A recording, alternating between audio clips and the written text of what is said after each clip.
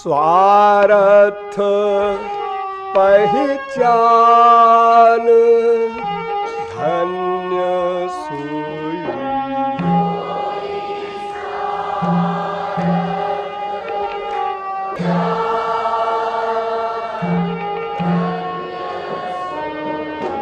धन्य सोई धन्य सोई जोई स्वार्थ पहचान धन्य सोई।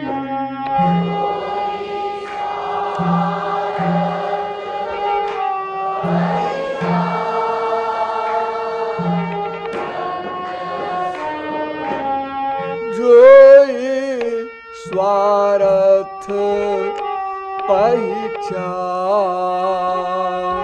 धन्य सोई।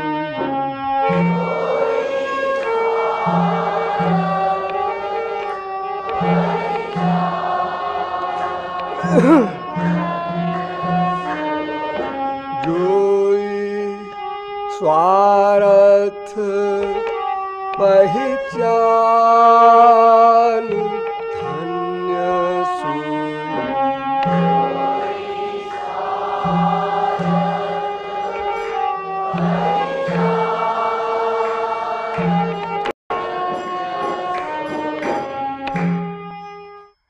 इस पद की व्याख्या में अब तक आप लोगों को यह बताया गया कि विश्व का प्रत्येक जीव स्वार्थी है, यह सत्य है। किंतु स्वार्थ दो प्रकार का होता है, एक अपना स्वार्थ और एक अपने का स्वार्थ। अपना स्वार्थ वास्तविक स्वार्थ है और अपने का स्वार्थ ये मिथ्या है। तात्पर्य ये है कि हम अपने शरीर को ही हम मान लेते हैं, फिर शरीर संबंधी अर्थ को स्वार्थ मान लेते हैं, ये अज्ञान है। जबकि हम अनुभव में और शब्दों में भी सर्वदा यह प्रयोग करते हैं, मेरा शरीर कमजोर हो गया, मेरा शरीर बूढ़ा हो गया, यहाँ तक कि मेरा मन, मेरी बुद्धि, सर्वत्र आप लोग मैं का ऐसा बोलते हैं। मेरा का अभिप्राय है मैं का। तो जब शरीर मेरा है और मुझे अपना अर्थ चाहिए, तो शरीर के अर्थ से मेरा अर्थ कैसे हल होगा? अतएव वास्तविक मैं पर विचार किया गया, ये आत्मा क्या है, जीव क्या है।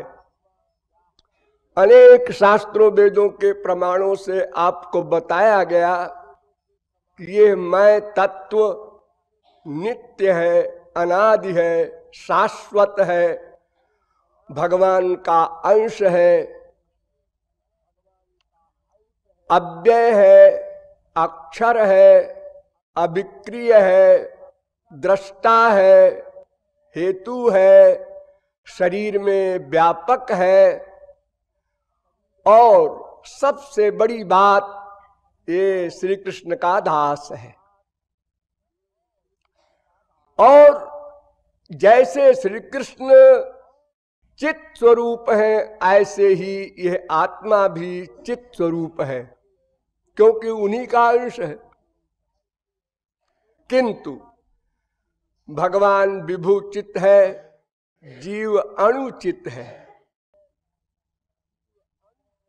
वो सर्वव्यापक है, ये व्याप्य है।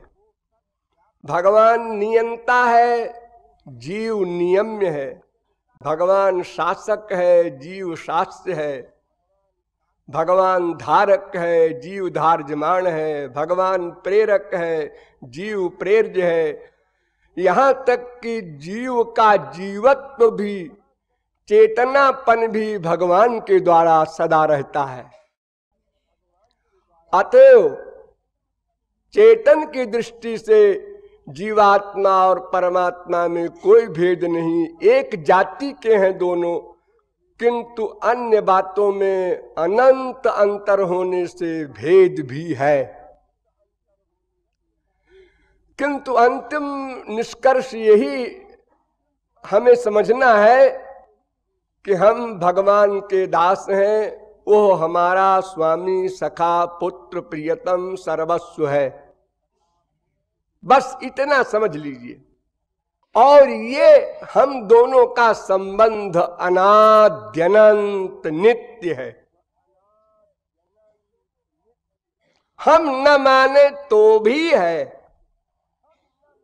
क्योंकि हम आनंद से तो प्यार करते ही हैं, आनंद के दास तो है ही, आनंद की गुलामी तो कर ही रहे हैं।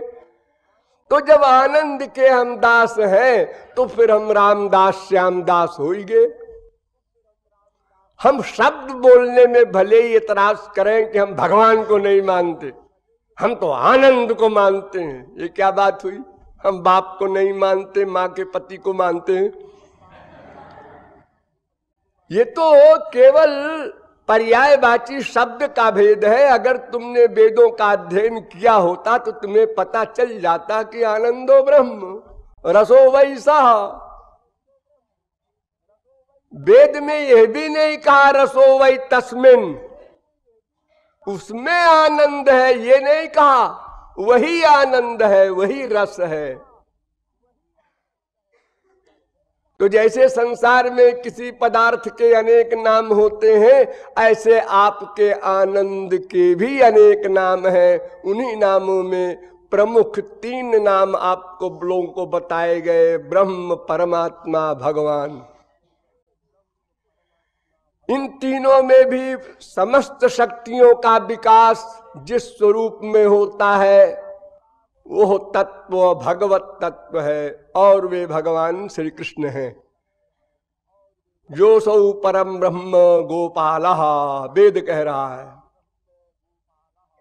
श्री कृष्ण ब्रह्म है, कृष्णो हवै परमम दैवतम, वेद कह रहा है। तो ब्रह्म का स्वरूप तो बहुत हल्का फुल्का आप लोगों को बताया गया है, यहां और सब बताया जा रहा होगा। हम तो केवल संबंध बताए हैं कि हमारा भगवान श्री कृष्ण से क्या संबंध है। फिर उस संबंध को प्राप्त करने के लिए अभिधेय बताया गया। अभिधेय में आप लोगों को बताया गया कि यद्यपि शास्त्रों वेदों में कर्म, योग, ज्ञान, तपश्चर्या अनेक साधनों का वर्णन है, उनके भी नाम अभिधेय से पुकारे जाते हैं, लेकिन वे वास्तविक अभिधेय नहीं है, वास्तविक साधन नहीं है। क्योंकि किसी भी साधन से न माया निवृत्ति हो सकती है और न परमानंद प्राप्ति हो सकती है। इसलिए सर्वोच्च अभिधेय ज्ञान माना जाता है। नहीं ज्ञानेन सदृशम पवित्रमिह विद्यते, भगवान ने गीता तक में कहा है। ज्ञान मोक्ष प्रद वेद बखाना, किंतु वह ज्ञान भी भक्ति के बिना अपने कैवल्य पद को नहीं दिला सकता। ज्ञान का काम क्या? अज्ञान को समाप्त कर दिया, बस खुद समाप्त हो गया। उस बेचारे को बीच में लटका दिया ज्ञानी को। अब वो न उधर का हुआ न इधर का हुआ, आत्मज्ञान की स्टेज पर खड़ा है। और वहां खड़ा कितनी देर रहेगा? क्योंकि नहीं कश्चित क्षणम जात उत्तिष्ठत्य कर्मकृत, समाधि में भी गया तो कब तक रहेगा समाधि में? 1000, 2000, 4000 वर्ष, 10-20 युग, फिर तो बाहर निकलेगा। शत्रु खड़े हैं बाहर सब, माया के भट्ट। इसलिए आरोह्य कृच्छ्रेण परम पदम, वहां पहुंच करके भी फिर अधः पतंत, उनका पतन हो जाता है। जीवन मुक्ता पुनर्बंधनम जानति कर्म भी। जीवन मुक्त माने आत्मज्ञानी। एक जीवन मुक्त होता है ब्रह्मज्ञानी, भगवत प्राप्त महापुरुष, उसका पतन नहीं हुआ करता। ये जीवन मुक्त ऐसा है बुद्धू कि जीवन मुक्त न होते हुए भी अपने को जीवन मुक्त मानता है। ये भोलापन है उसका। और फिर अगर ये भी मान ले कि चलो ज्ञान से ही मोक्ष हो गया बिना भक्ति के, तो ऐसे मोक्ष से क्या लाभ जिससे हमारे संबंध का ही लोप हो गया। हम दास हैं, वो स्वामी है। ये जो हमारा सनातन संबंध है, अधिकार है, जिसके हम दाय भाग हैं, वो छिन गया।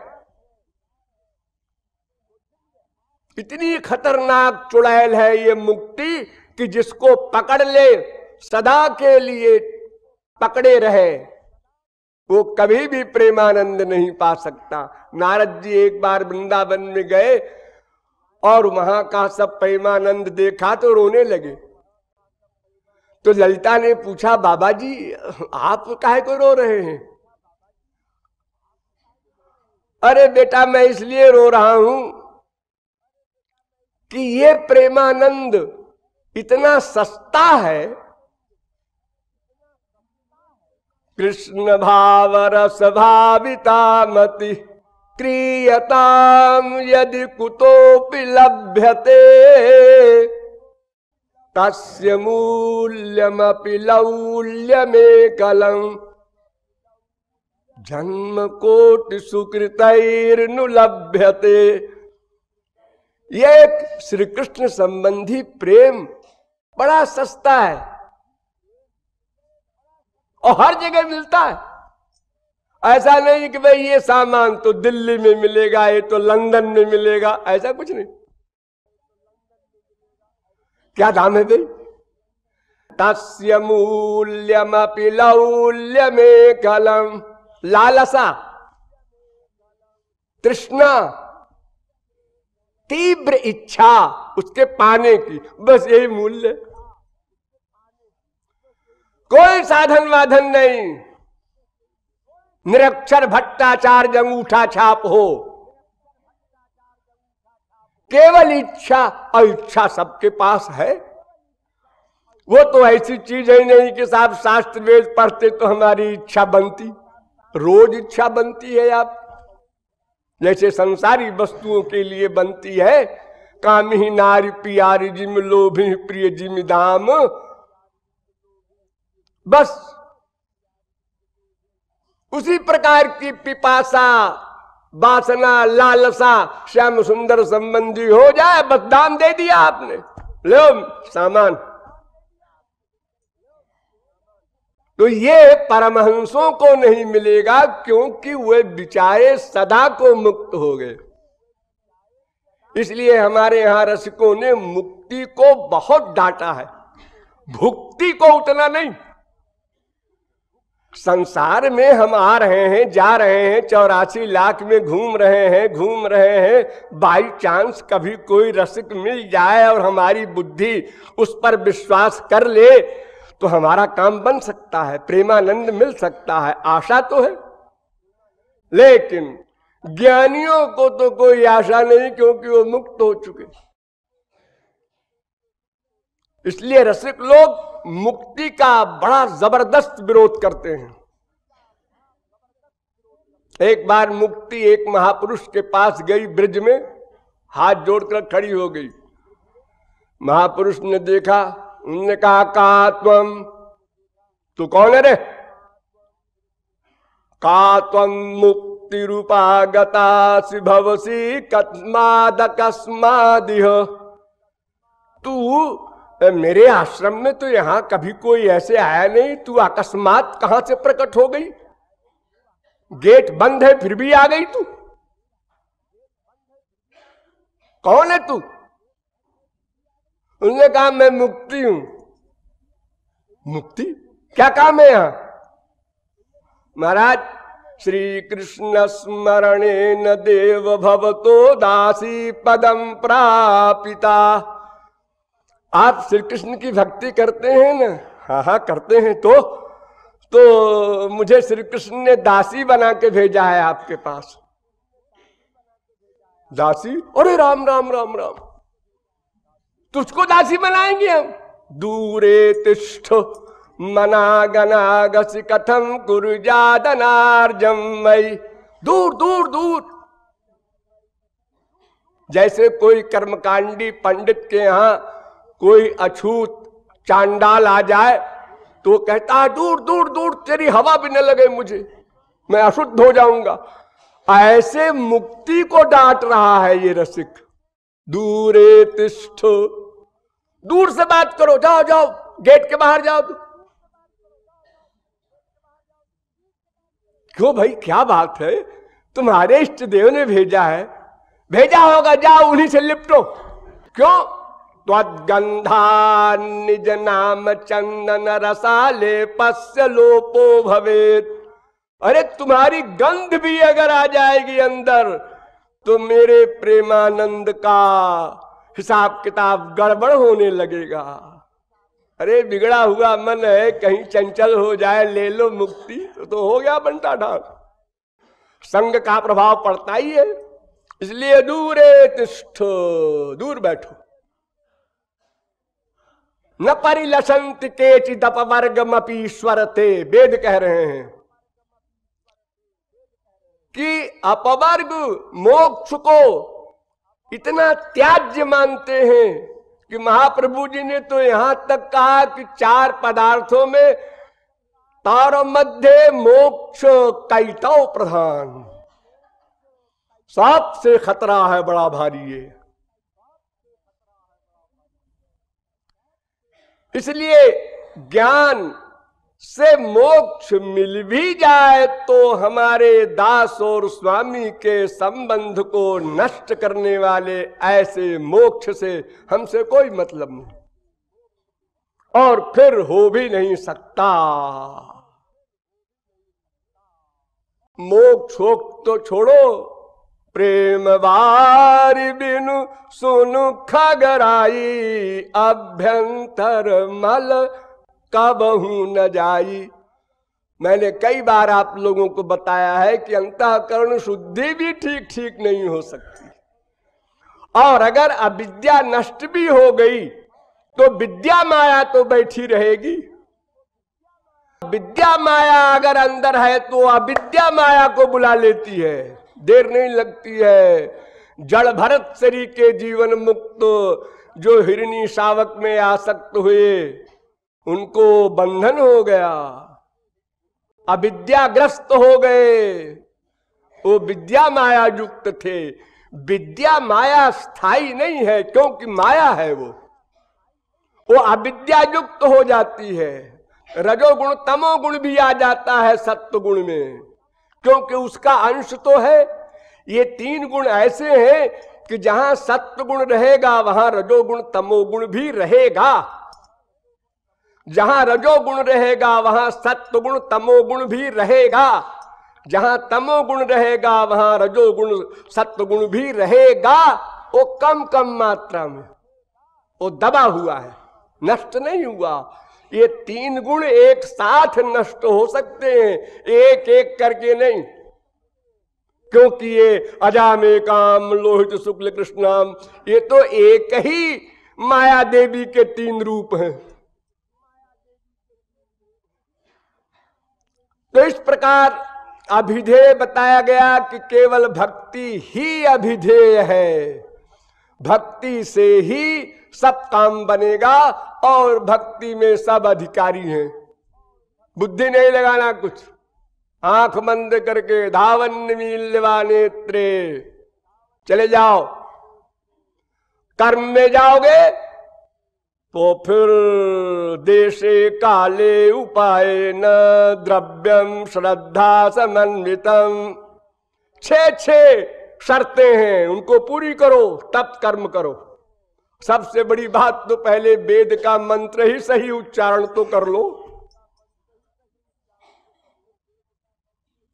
और ज्ञान में तो आप लोग जानते ही हैं, साधन चतुष्टय संपन्न हो जाओ तो वहां प्रवेशिका में दाखिला हो, सब जगह अधिकारित्व। हमारे संसार में सब जगह अधिकारित्व है, औरों को छोड़ दो। एक कलेक्टर मिलना चाहे प्रेसिडेंट से बड़ा मुश्किल है, वो डीएम है, फिर भी प्रेसिडेंट से मिलना उसके लिए बहुत लिखा पढ़ी करनी पड़ेगी। लेकिन जो प्रेसिडेंट का चपरासी है वो बेधड़क चला जा रहा है, बिल्ला लगाए, कोई पूछते नहीं उसको। हाँ? उसको अधिकार है। तो अभिधेय में आपको बताया गया कि भक्ति ही करना है, ही याद रखना, ही, और मुक्ति पर्यंत की कामना का त्याग करना है। क्योंकि हमको अपना संबंध स्थापित करना है, संबंध सेवा की भावना के कारण। उस भक्ति के बारे में आपको संक्षेप में कल बताया गया था कि साधना भक्ति जो हमको करनी है वो 9 प्रकार की होती है। 9 प्रकार की भक्ति में भी स्मरण भक्ति सर्वोच्च सर्वश्रेष्ठ और प्रमुख है। उसके साथ में श्रवण भी करो, कीर्तन भी करो, चाहे 9 भक्ति करो, स्वतंत्र हो। ये साधना भक्ति भी 2 प्रकार की होती है, एक बाह्य साधना, एक आंतर साधना। गौरांग महाप्रभु ने 2 सेक्शन कर दिए इसके। बाह्य साधना मैंने कल बताई थी, जिसको अनासंग साधना कहते हैं, यानी इंद्रियों से साधना। मुख से भगवान नाम ले रहे हैं, कान से सुन रहे हैं, आंख से तीर्थों की यात्रा और भगवान के विग्रह के दर्शन कर रहे हैं, ये सब इंद्रियों के द्वारा हो रहा है। लेकिन आंतर साधना नहीं हो रही है। आंतर साधना केवल मन से होती है, ये भी आपको कल इशारे में बताया गया, वो सासंग साधना है। इसी प्रकार वैराग्य भी 2 प्रकार का होता है, युक्त वैराग्य, फल्गु वैराग्य। युक्त वैराग्य में क्या होता है कि संसार छोड़ा, किस लिए? श्याम सुंदर की सेवा मिलेगी, ये एम बना कर संसार छोड़ा। पहले एम बनाया, ये प्यास पैदा हुई, फिर संसार छोड़ा, ये युक्त वैराग्य है। और अगर श्याम सुंदर की सेवा वासना के अतिरिक्त तो और किसी एम से संसार छोड़ा,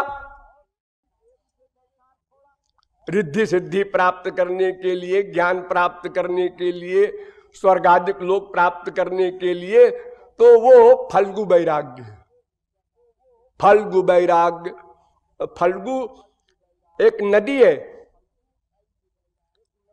उस नदी के ऊपर तो बालू है, आप चले जाइए पानी कहीं दिखाई नहीं पड़ेगा, और जहां 3-4 फुट खोदा वहां नीचे नदी बह रही है, उसको फल्गु नदी कहते हैं। तो यानी ऊपर से तो बड़ा बैरागी दिख रहा है ये, लेकिन इसका अंतःकरण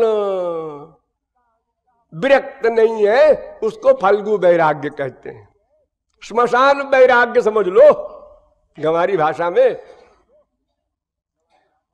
ये भक्ति 2 प्रकार की होती है, जहां पर मैंने आपको कल छोड़ा था, एक वैधि भक्ति, एक रागानुगा भक्ति। दोनों में नवधा भक्ति करना है एक साथ। भगवान का स्मरण, कीर्तन, श्रवण, जितनी भी भक्तियां हैं वो दोनों में एक सी करनी होंगी। फिर अंतर क्या है? अंतर यह है कि वैधि भक्ति में श्री कृष्ण की महिमा के ज्ञान से प्रवृत्ति होती है। महिमा ज्ञान युक्त श्री कृष्ण के महात्म को, उनकी ऐश्वर्य को सुना और प्रवृत्ति हुई शास्त्रों के द्वारा, और रागानुगा में केवल भीतर से लोभ हुआ, श्याम मिलन की कामना हुई, ये रागानुगा भक्ति। वैधि भक्ति में ऐश्वर्य का चिंतन होता है और ये भय रहता है, और शास्त्र में लिखा है श्री कृष्ण भक्ति नहीं करोगे तो नरक मिलेगा, 84 लाख योनियों में भटकना पड़ेगा। और नरक में क्या होता है? अरे नरक में 28 प्रकार 29 प्रकार के नरक में, वो भयानक भयानक, भागवत में लिखा है, पढ़ लेना। अरे तब तो श्री कृष्ण भक्ति करना चाहिए और मोक्ष मिलेगा, रसगुल्ला। तो ये सब शास्त्र के बातों को सुनकर जिसकी प्रवृत्ति हो श्री कृष्ण भक्ति की, उसका नाम वैधि भक्ति, यानी डर कर और मोक्षादि की लालच में। और अगर किसी को रागानुगा भक्ति का महापुरुष मिल गया और उसने समझा दिया कि इतना लंबा चौड़ा नाटक करो फिर भी आगे लॉस है, हानि है, तुम तो श्री कृष्ण के हो, श्याम सुंदर तुम्हारे हैं, नेचुरल हैं, सहज स्नेही हैं, बनाना नहीं है उनको। रिश्ता कायम करना ये अलग बात होती है। जैसे हर जन्म में आप एक बाप बनाते हैं, एक माँ बनाते हैं, एक बेटा बेटी पति बीवी बनाते हैं, हर जन्म में फिर बदल गया, फिर बदल गया। और इस जन्म में भी एक लड़की है एक लड़का है, 7 चक्कर लगाए, अरे हम दोनों का रिश्ता हो गया। रिश्ता ये कब हुआ? 4 मार्च को। उसके पहले नहीं था। और कल को एक मर गया, रिश्ता खत्म हो गया। अरे बीच में ही तलाक हो जाए, क्या ठिकाना। इसको हम रिश्ता कहते हैं। तो शास्त्र का लालच मोक्ष आदि का और भय नरक आदि का, ये सब जिसमें हो वो वैधि भक्ति, और जिसमें केवल सेवा का लोभ हो वो रागानुगा भक्ति। देखो यूं समझो, एक रसोइया होता है, वो खाना बनाता है।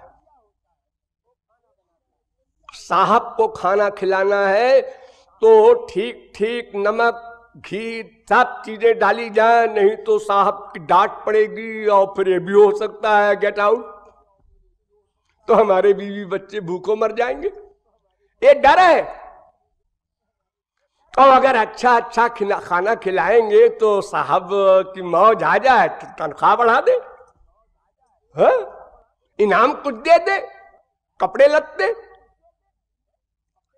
इसलिए बहुत संभल कर सावधान होकर ठीक ठीक बढ़िया खाना बनाकर खिलाता है साहब को। और एक उसकी बीवी बनाती है या माँ बनाती है, वो भी खाना ठीक ठीक बनाती है। उसी तरह खाना बनाने का तरीका दोनों का एक, दोनों का लक्ष्य है कि खाना ठीक ठीक बने, स्वादिष्ट बने। लेकिन वो स्त्री या वो माँ जो अपने बच्चे के लिए खाना बना रही है, उसकी भावना और है, ऐसा खाना बने कि बच्चे का स्वास्थ्य अच्छा रहे, बच्चे की आदत भी खराब न हो, उसके शरीर को कोई हानि न हो। ये सब ममता भरी बुद्धि है उसकी। और उस नौकर की, रसोइया की डर भरी बुद्धि है, भय है उसके अंतःकरण में, इसलिए वो भी अच्छा खाना बनाता है। और हो सकता है कि कल रसोइया का भी प्यार हो जाए साहब से, तो प्यार युक्त भी खाना बनाने लगे। लेकिन ये बाद की बात है। तो इसी प्रकार वैधि भक्ति वाले कुछ ऐसे भी हुए हैं कि बाद में रागानुगा में चले गए। उनकी इस बात समझ में आ गई कि बिला वजह का लेबर करो और स्थान भी नीचे मिले, तो रागानुगा में भी वैधि भक्ति वाले जा सकते हैं। लेकिन वैधि और रागानुगा का यही प्रमुख अंतर है कि वैधि में शास्त्र की शासन को मानना होता है। 64 अंग हैं भक्ति के, वैधि भक्ति वालों के लिए 64 अंग। आप सब लोगों को डिटेल में अगर हम बतावें तो आप लोग घबरा जाएं। गुरु के सामने बैठा कैसे जाए, गुरु के पीछे चला कैसे जाए, सब जगह नियम, वरना अपराध अपराध अपराध। क्या मुसीबत है। अरे भरत ने कहा था ना कि सिर बल चलाऊ धर्म आस मोरा, सब ते सेवक धर्म कठोरा। यहां देखो, ये बीच में जो बिछी है चद्दर, इसको लोग कूदते हैं, उछल करके लांघते हैं। मैं कुछ बोलता नहीं, जैसा आप लोग अच्छा लगे करो। हम लेकिन मुझे हंसी आती है कि आखिर इस सत्संग भवन में और जगह भी तो हमारे पैर पड़ रहे हैं, फिर तुम कहीं पैर मत रखो। अरे कैसे बचोगे भाई। रागानुगा भक्ति में क्या है कि उसमें केवल भावना देखी जाती है, चाहे तुम गुरु जी के सिर पर पैर रख दो, तुम्हारी भावना ठीक हो, भीतर की मशीन ठीक हो, बाहर से कोई मतलब नहीं। मैं जब जगतगुरु की उपाधि से पृथक था, नहीं थी मेरी उपाधि, तो मैंने चित्रकूट में एक सम्मेलन कराया। तो वहां एक मठाधीश जगतगुरु के उत्तराधिकारी, उनके पास गए। रोज जाते थे, सब मेहमान लोग थे ये, उनसे पूछने के लिए आपको कोई सामान चाहिए, कोई कष्ट तो नहीं है। तो वो भीतर थे, तो बाहर 15 मिनट हम बैठे रहे उनको वेट करते हुए। तो अचानक हमारा पैर ऐसे पैर के ऊपर चला आया होगा, मैं कभी ध्यान दिया नहीं मैंने लाइफ में इन बातों पर। उनके आए शिष्य, उन्होंने कहा कि परमहंस जी, हमको परमहंस कहते थे लोग उस समय, परमहंस जी पैर नीचे करके बैठे। क्यों? जगत गुरु जी आ रहे हैं। अब हमारे गुरु जी तो है ही नहीं कि उनके लिए हम पैर नीचे करें, वो जगत गुरु हैं, ठीक है, लेकिन वहां भी कायदा, बड़े कड़े कड़े नियम हैं वैधि भक्ति में। लेकिन रागानुगा में बहिरंग नियम कम है। बहिरंग नियम भी तब तक पालन करना चाहिए जब तक उसकी अवस्था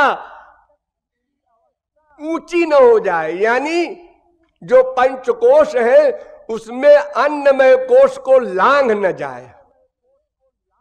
इसी प्रकार खाने पीने में भी उसको ध्यान रखना चाहिए। अपने को एकदम सिद्ध नहीं मान लेना चाहिए, हम तो रागानुगा भक्ति के हैं, हमको क्या है। अरे भाई, अभी तो प्रारंभिक अवस्था है, अभी तुमको नियम का पालन करना चाहिए। मन को ऊपर डंडा लगाए रहो। रागानुगा भक्ति में नियम कम है, लेकिन है तो। नियम न होना तो फिर तब होगा जब प्रेम प्राप्त हो जाएगा, वो दिव्य प्रेम। अब नियम समा। एक बार श्री कृष्ण ने द्वारिका में ऐसी एक्टिंग की कि मेरा तो हार्ट गड़बड़ हो गया, अब हार्ट फेल होने वाला है, और तड़पने लगे।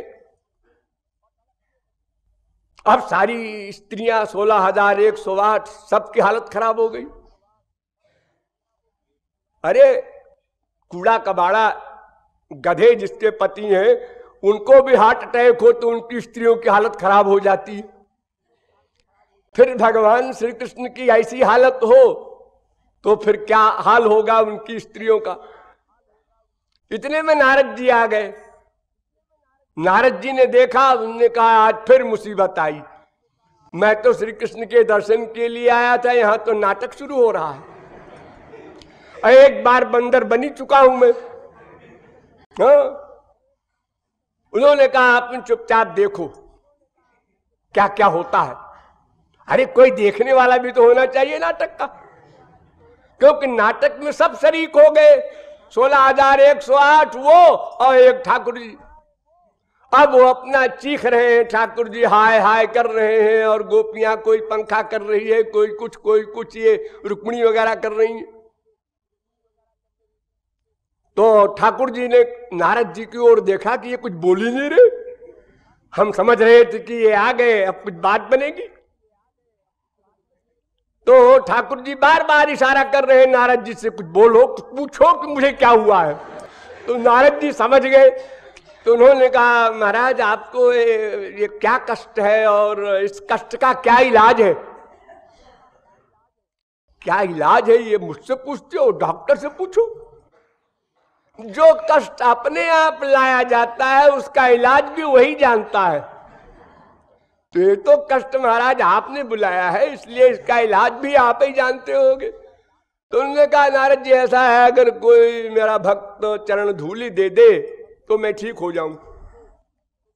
नारद जी ने सोचा है कौन बड़ी बात, मैं भी तो महापुरुष हूं, मैं ही दे दूं। लेकिन पता नहीं क्या इनका मतलब है, और हिस्ट्री में बदनाम हो जाऊंगा कि एक दास ने स्वामी को चरण धूलि दिया। मैं झगड़े में नहीं पड़ता।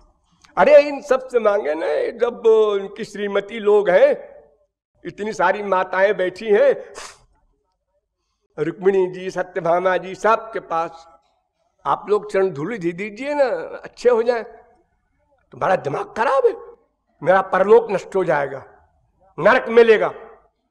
पति को चरण धूलि दें। अरे पति जबरदस्ती ले ले वो सब बात अलग है, हाथ पैर बांध दे, चरण धूलि ले ले, चाहे कुछ कर ले, लेकिन अपनी इच्छा से दे कोई स्त्री, ये तो अपराध है ना। तो श्री कृष्ण ने कहा अरे नारद जी तुम वहां चले जाओ ब्रिज में, जल्दी जाओ। नारद जी ब्रिज में गए, वहां से चरण धूलि क्या पूरा पैर सबने फैला दिया गोपियों ने। नारद जी ने कहा तुम लोगों को भगवान को चरण धूलि देने में डर नहीं लग रहा है, क्या गति मिलेगी। उन्होंने कहा काहे का डर। अरे हम लोग अनंत बार नरक भोग चुके हैं, एक बार और सही, कौन खास बात है। जिसको जो चीज रोज मिलती है उसको एक बार और मिल गई तो उसमें क्या फर्क पड़ गया। ये जो बहुत से लफंगे लड़के लड़कियों को छेड़ते हैं, और कहीं गाली मिल रही है, कहीं चप्पल मिल रही है, जो लौट के रात को आते हैं तो कहते कहो कैसी रही। एक ने चप्पल फेंक के मारा तो लगी तो हमारे, लेकिन उस चप्पल को लेके मैं चला आया। अब वो नंगे पांव गई होगी अपने घर। लो बड़े विभोर है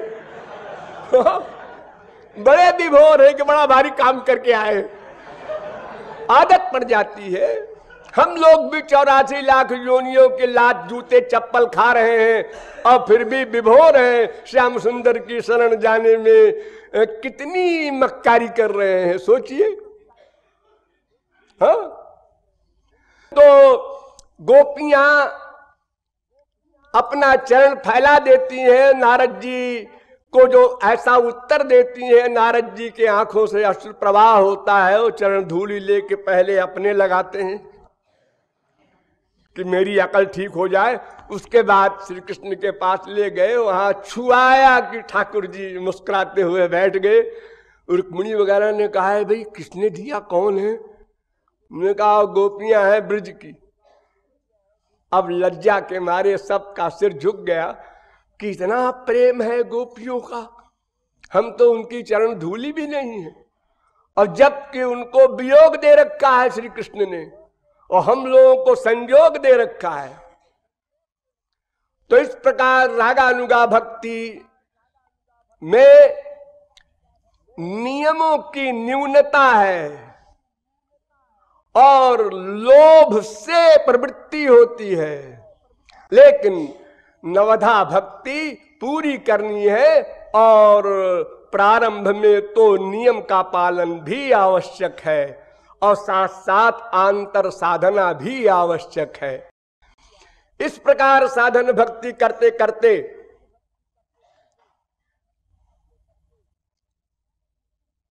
भाव भक्ति प्रकट होती है।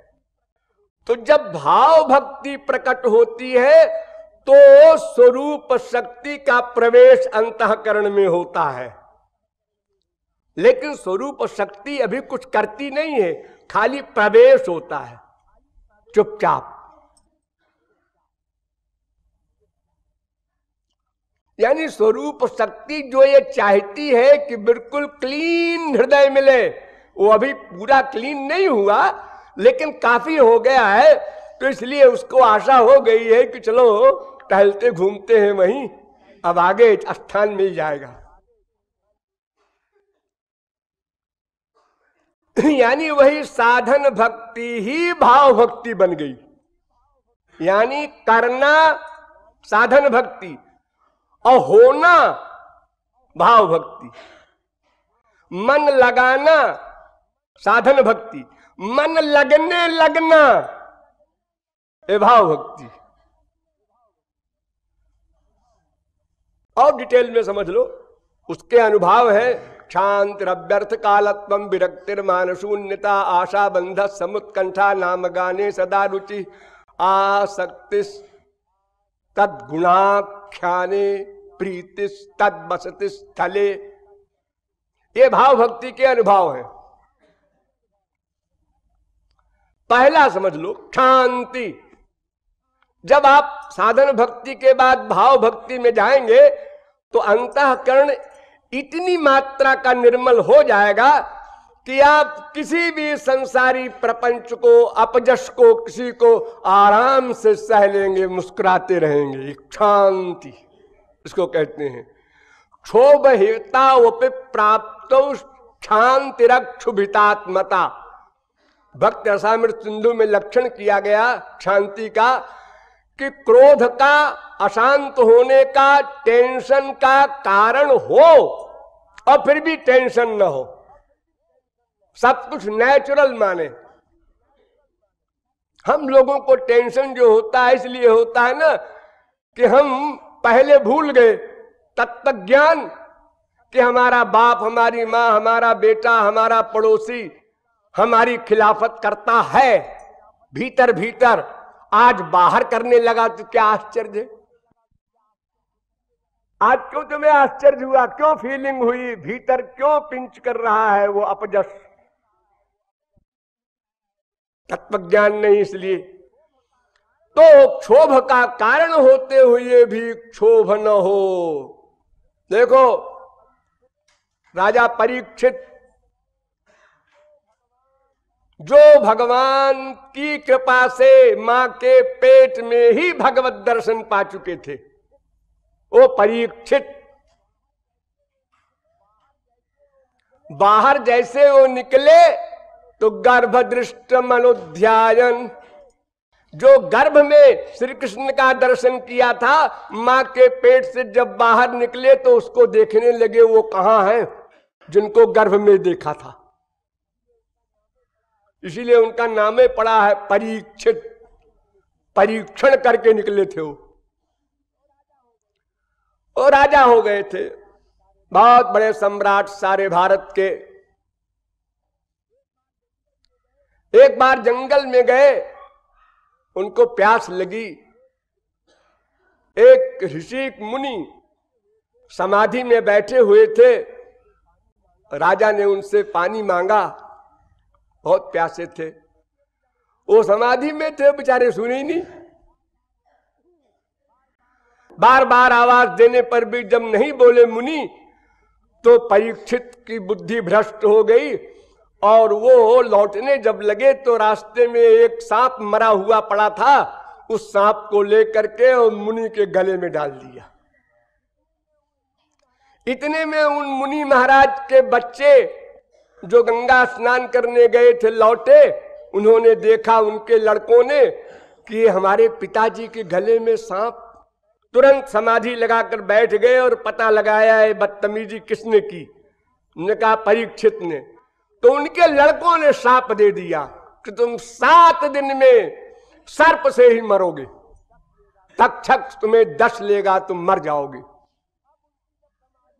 अब उनकी जब समाधि खुली तो बच्चों ने बता दिया अपने बाप को कि पिताजी ऐसे ऐसे वो बदतमीज है ना परीक्षित, उसने आपके गले में मरा हुआ सांप डाला था और हमसे तो सहन नहीं हुआ, फिर हमने उसको शाप दे दिया।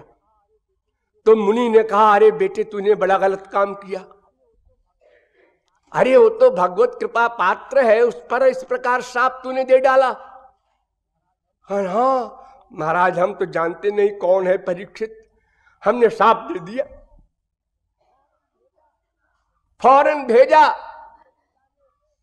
उनके पिता ने, जाओ क्षमा मांगो और उनको बता तो दो कि 7 दिन में तुम मर जाओगे। उनको तो पता ही नहीं है, तो बता दिया जाकर। तो परीक्षित फिर इस चिंतन में लगे कि अब 7 दिन क्या करना चाहिए। तमाम ऋषि मुनियों को इकट्ठा किया, फिर सुखदेव परमहंस भी आ गए बाहर से घूमते हुए, फिर भागवत सुनाए, सब आप लोग जानते हैं। तो परीक्षित के ये पक्का था 7 दिन में मर जाएंगे, लेकिन एक क्षण को भी उनका अंतःकरण हिला नहीं, डरा नहीं, शांत रहे। अरे अनंत कोट तक्षक आ जाए, शरीर छोड़ने में क्या रखा है, हम मन को श्याम सुंदर में लगाए रहेंगे। अरे वैसे भी तो शरीर छोड़ना ही पड़ेगा, आज नहीं कल। तक्षक काटे चाहे जो रीजन हो, इससे कोई मतलब नहीं है।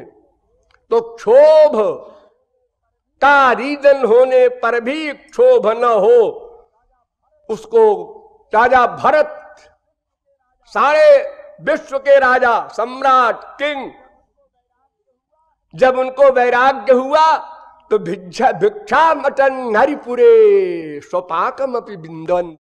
हरिपुरे भिक्षा मटन, अपने जो शत्रु राजा थे उनके राजा होने के जमाने में उनके घर जाकर भिक्षा मांग मांग करके भजन करते थे। एक शांति। इसी प्रकार अव्यर्थ कालत्व है। जो भी समय हमको मिलता है पेट के धंधे के अलावा प्रत्येक क्षण को भगवत चिंतन आदि में लगाए रखना, एक क्षण बर्बाद न करना। इतना अमूल्य मानव देह मानना। हम लोग यहां बहुत बड़ी गलती करते हैं।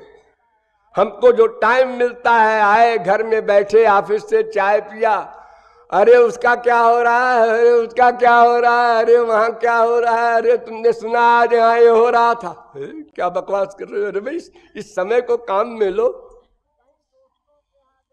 कहीं दोस्तों के यहाँ गए, वहां भी संसारी प्रपंच, राग द्वेष की बातें, और अपने घर में है तो वहां भी बीवी बच्चों से वही संसारी गंदी बातें कर रहे हैं, न कुछ मिलना न जुलना, अनावश्यक। तो व्यर्थ समय ना खोना और मन से संसारी विषयों में आसक्ति न हो और विषय का सेवन करे। ये विरक्ति और मान शून्यता यानी प्रतिष्ठा आदि की बुद्धि ना आने पावे, हमारी कोई प्रशंसा करे, ये सबसे बड़ा रोग है। ये अहंकार है इसका रीजन।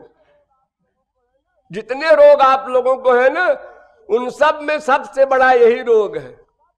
एक शब्द भी आप दूसरे का अपमानजनक जो बोला हुआ सहन नहीं कर सकते, एकदम आप गबूला हो जाते हैं। पता नहीं क्या समझते हैं अपने आप को। अरे भाई देखो, रूप में तो कामदेव टॉप करता है, बुद्धि में बृहस्पति टॉप करता है, धन में कुबेर टॉप करता है, प्रतिष्ठा में गणेश जी टॉप करते हैं, ऐश्वर्य में इंद्र टॉप करता है। आप किस में टॉप करते हैं? आखिर अहंकार का कोई कारण होना चाहिए। अच्छा चलो, अगर संसार भर में ही आप टॉप करते हो तो भी मान ले, अरे अपने मोहल्ले में भी नहीं करते जी, और फिर भी ये हाल है अहंकार का कि एक शब्द किसी का सहन नहीं होता, आपको एकदम भौं तन जाती।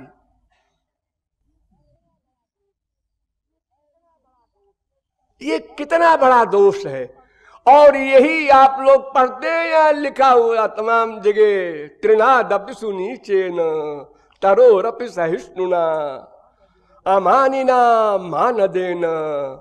अरे दूसरे को सम्मान न दो तो कम से कम स्वयं तो सम्मान न चाहो। अपमान का शौक पैदा करो, शौक पैदा करो, अपमान हो और तुम नॉर्मल रहो, तब बहादुर हो। और तुम्हारा सम्मान हो रहा है और नॉर्मल हो तो ये तो गधा भी हो सकता है, इसमें क्या खास बात।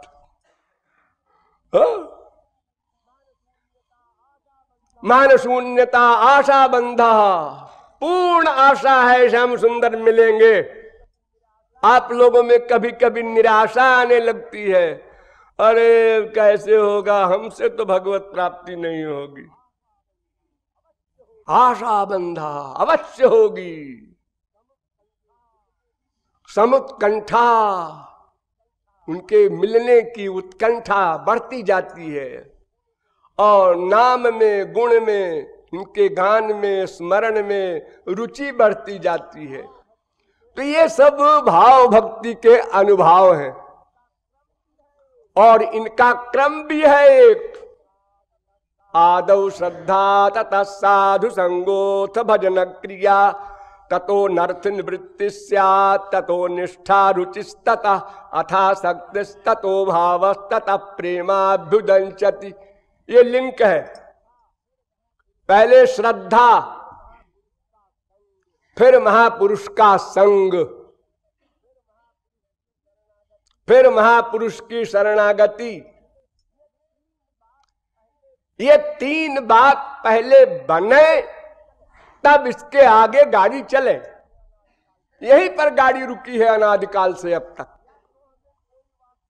या तो हमें कोई वास्तविक रसिक नहीं मिला, या तो हमने उसके प्रति श्रद्धा पूर्वक शरणागति नहीं की। दो में कहीं गड़बड़ है। ये जैसे मैंने कल बताया, आज भी बताया, सासंग अनासंग, ऐसे ही संग दो प्रकार का महापुरुष का भी होता है। महापुरुष के पास जा रहे हैं, लेक्चर सुन रहे हैं, कीर्तन कर रहे हैं, एक तो ये सत्संग है। और एक सत्संग होता है कि महापुरुष पर पूर्ण विश्वास करके, मन बुद्धि का समर्पण करके, उसके आदेश के अनुसार 100% बाद में भी चलता रहे। यहां आप लोग रहते हैं तो सोचते हैं, मन में रियलाइज करते हैं, अरे जैसे लगता है गोलोक में आ गए, सब संसार भूला हुआ है, कितनी शांति है, कितना सुख है। और यहां से जैसे आप पधारेंगे अपने अपने स्थान को, ट्रेन में बैठेंगे, बस संसार का चिंतन शुरू हो जाएगा, और जो वहां पहुंच जाएंगे तो प्रपंच धर दबोचेगा, फिर आप भूल जाएंगे सब। अरे 2-4 घंटे भी नहीं मिलते आपको। मिलते तो है, लेकिन वो ऐसा है कि वो लापरवाही, अब करेंगे यूं रह जाता। अरे जो भी समय मिले उसका उपयोग तो करो। तो श्रद्धा नंबर 1, फिर महापुरुष का संग, और संग भी नहीं, प्रसंग, पूर्ण शरणागति। सतां प्रसंगान मम वीर्ज संविदो भवन्ति हृत कर्ण रसायना कथा। महापुरुष का संग प्र लगा दिया उसके साथ, क्योंकि तद विधि प्रणिपाते न, नमस्कार करो, हो गया नहीं। प्राणिपात, प्रकृष्ट पात, मन को भी चरणों में डालो। खाली खोपड़ी डालने से काम नहीं चलेगा। मेन तो अंतःकरण है, उसी को तो शरणागत करना है। अरे अब सब लोग पैर छू रहे हैं, चलो अपन भी, तो ठीक है, आपके सिर का व्यायाम हो रहा है, गुरु जी के पैर का कचूमर निकल रहा है, लेकिन इससे कुछ विशेष काम नहीं बनेगा जब तक मन प्रणाम न करेगा। और परिप्रश्नेन, फिर उनसे जो तुम्हारे भीतर डाउट है उनको पूछो, समझो, और सेवया, सेवा करो उनकी, तब वे कृपा करेंगे। तो फिर श्रद्धा रतिर भक्तिरनुक्रमिष्यति, क्योंकि महत कृपा बिना कौन कर में भक्ति नए। बिना महापुरुष कृपा के आज तक किसी को भक्ति नहीं मिली। सो बिन संत न काहू पाई। इसीलिए महापुरुष को भगवान से ऊंचा स्थान देते हैं शास्त्र हमारे, कि उसी से हमारा काम प्रारंभ में बनेगा, उसी से साधना करते समय बनेगा, उसी से सिद्धावस्था में बनेगा। उसके अनुगत ही रहना है गोलोक में भी। तो आदौ श्रद्धा, उसके बाद फिर साधु संग, फिर भजन क्रिया, ठीक ठीक भजन यानी मन का लगाव करना, फिर अनर्थ की निवृत्ति